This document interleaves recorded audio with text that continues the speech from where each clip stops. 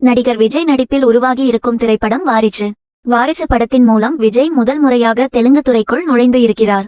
வாரிசு திரைப்படம் தெலுங்கில் வெளியாவதில் தற்போது பிரச்சனை வந்திருக்கிறது. தமிழ் மற்றும் தெலுங்கு ஆகிய இருமொழிகளில் அடுத்த ஆண்டு பொங்கல் பண்டிகை தினத்தில் வெளியாகவிருக்கிறது வாரிசு படம். வம்சி பைட்டிப்பள்ளி இயக்கத்தில் விஜய் நடிப்பில் உருவாகியுள்ள படம் தமிழில் வாரிசு என்றும் தெலுங்கில் வாரசுடு என்றும் தலைப்பு வைக்கப்பட்டுள்ளது.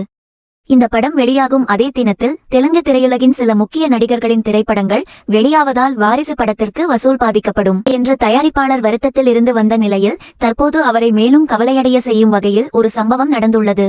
அதாவது கடந்த 2019ஆம் ஆண்டு தயாரிப்பாளர்கள் கவுன்சில் நடத்திய கூட்டத்தில் கலந்து கொண்ட தயாரிப்பாளர் தில் ராஜு பொங்கல் மற்றும் தசரா பண்டிகையின் போது அதிகளவில் டப்பிங் செய்யப்பட்ட படங்களுக்கே திரையரங்குகள் ஒதுக்கப்படுகிறது. நேரடி தெலுங்கு படத்திற்கு டப்பிங் படங்களை விட கம்மியான அளவில்தான் திரையரங்குகள் ஒதுக்கப்படுகிறது.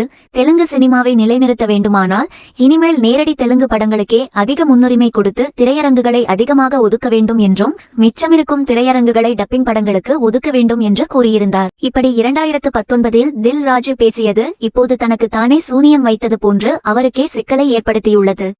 அதாவது தெலுங்கு திரைப்பட தயாரிப்பாளர்கள் கவுன்சில் வெளியிட்டுள்ள அறிக்கையில் டப்பிங் படங்கள் குறித்து தயாரிப்பாளர் தில் ராஜு பேசியதை சுட்டிக்காட்டி பண்டிகை காலங்களில் நேரடி தெலுங்கு படங்களுக்கு மட்டுமே முன்னுரிமை கொடுத்து அதிக திரையரங்குகளை ஒதுக்க வேண்டும் என்றும் டப்பிங் படங்களுக்கு மிச்சமிருக்கும் திரையரங்குகளை ஒதுக்கினால் போதும் என்று அதிரடியாக தெரிவித்துள்ளது.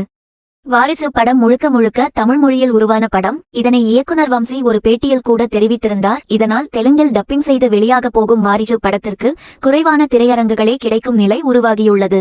மேலும் வாரிசு படம் வெளியாகும் அதே தினத்தில் வீரசிம்ம ரெட்டி மற்றும் வால்டர் வீரையா போன்ற நேரடி தெலுங்கு படங்கள் வெளியாக போவதால் வாரிசு படத்தின் வசூலில் பாதிப்பு ஏற்படும் என்று கருதப்படுகிறது.